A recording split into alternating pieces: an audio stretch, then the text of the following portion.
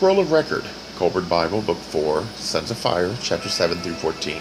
My belief is they have different perspectives of a time of troubles, starting with invasion, migration, journey to a land of mist, harbor of sorrow, separation, Haskaya returns, struggles, and a new day. I will be leaving the verses as is, but moving some around to highlight where I think it shows crossovers of the same events, but from different perspectives. No commentary. I'll leave it up to the individual to decide if it makes sense.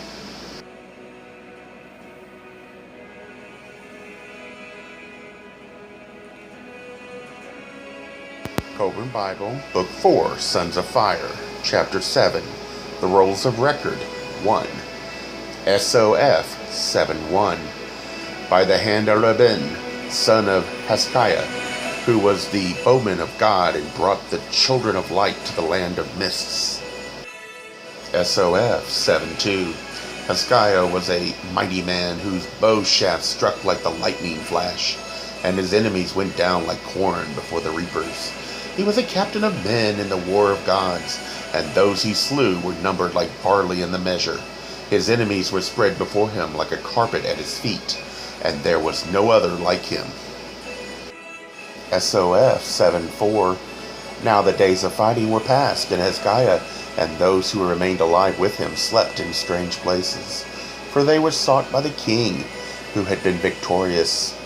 His wives and his children and all his household dwelt at Kadesh, against the mountain, and awaited his coming there. But he came not while being sought by the king. SOF 7:5. So it came to pass that his brother Azias, who held stewardship over all his household and his possessions, seeing that Haskaya could not come unto this place, possessed himself of them. Azias had the ear of those in high places, and Haskaya lost his birthright.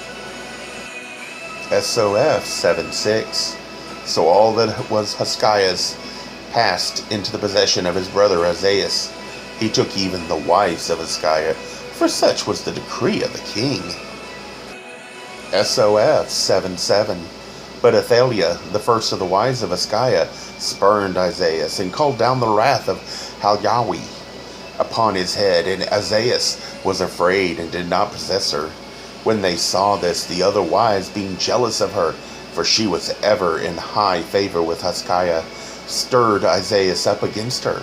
They mocked him, saying, Are you truly the master here, or are there fruits you cannot pluck? SOF 7:8. So Azias sought to take Athaliah by strength, but she strove against him, and his manhood was hurt, so that he did not take her. Then Azias had her bound, and her hands were tied for 7 days, so that she could not of herself either eat or drink, or do the things required by her body.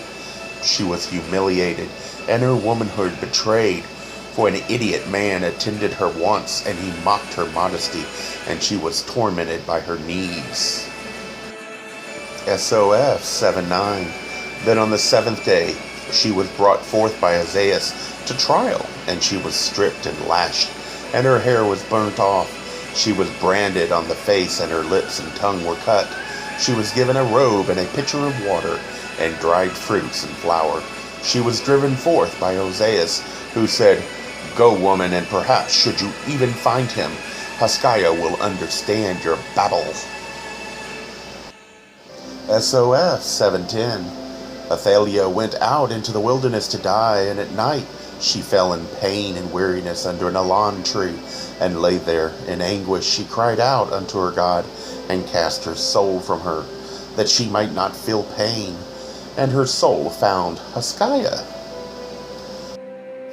SOF 7:11.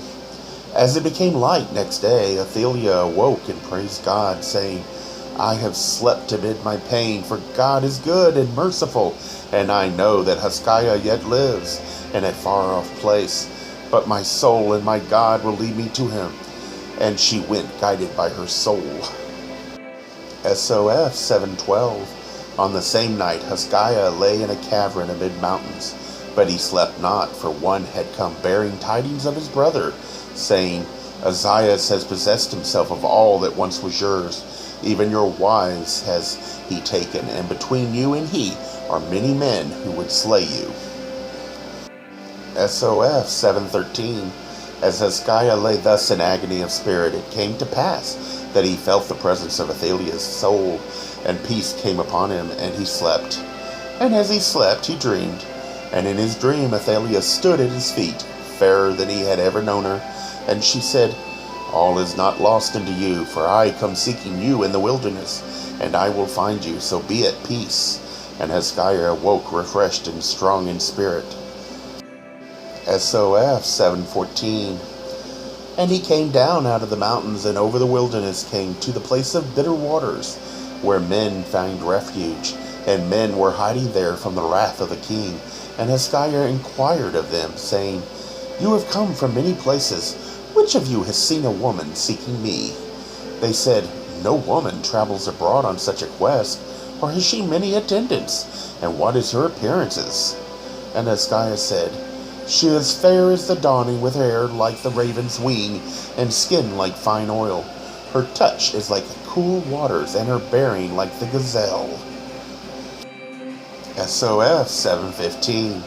Then the men mocked him and talked much, saying, How long would such a one as you describe travel alone? It is not in the nature of women to leave their household and come into the wilderness. Would any man pass her by? Who then now possesses her?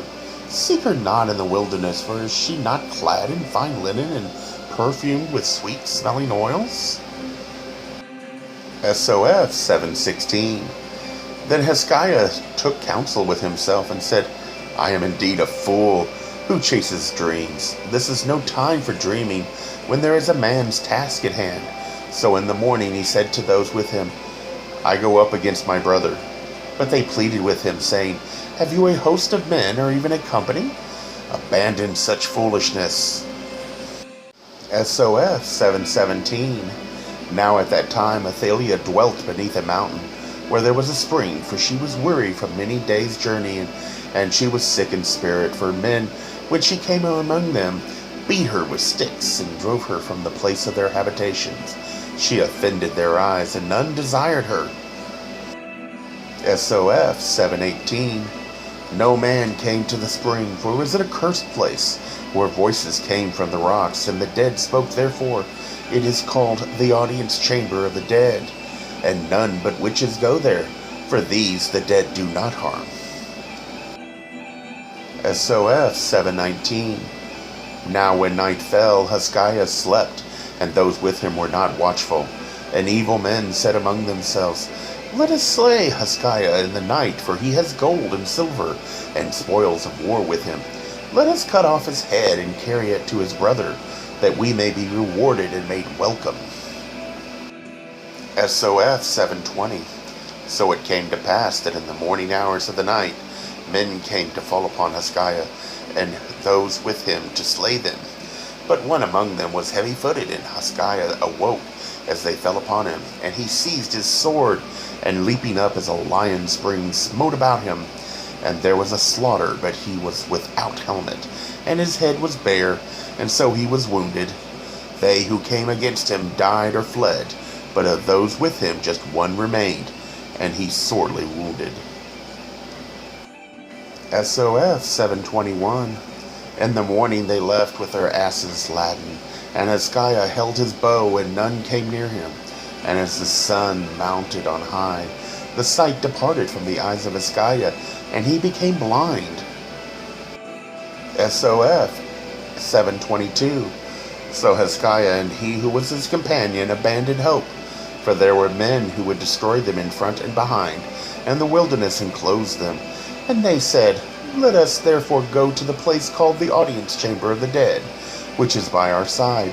For are we not as those already dead? There we shall find water to quench our thirst and soothe our wounds as we end our days. SOF 7:23. And as they entered the pass at the place where the waters entered the sand, the companion of Hezekiah died. Then Hezekiah heard voices of the dead calling him from among the mountains, and he arose and said, I come, for this is my hour. and he passed up the watercourse. So it was that being blind, he dashed against the rocks, and fell to the ground, and lay there as one already dead. SOF 724. Now on that day the soul of Athelia was troubled, and she wandered abroad, straying from her task. And she looked up, and saw a raven descending from out of the sky. And her soul said unto her, Behold, it comes for the soul of Hezekiah, for he is near by and close to death. So Athelia sped away, guided by the bird. SOF 725. She came upon Hezekiah as his soul was preparing to depart, and she took him in her arms, and lifting his head, gave him water. And her soul communed with his soul, and bade it stay. And because of the bond between them, it stayed. And she remained with him 3 days, and built a bower, and ministered to him. But he lay as one already dead. This is a mental exercise, a what-if scenario. I'm not going to argue if it is historical. I myself tend to believe that it is, but I'll leave it up to each person to decide. What I do believe is it can be a great morality tale. That is what I'm attempting to do here. There are myths, self-help books that we can all accept as wisdom or having some value, even though it's not labeled as from God. I see the other religious texts like the Bible, the Quran, or the Torah as having the same value. We argue only over the claim that it came from God. To me, that clouds the real value in all the books. So if it helps, look at this as a morality tale.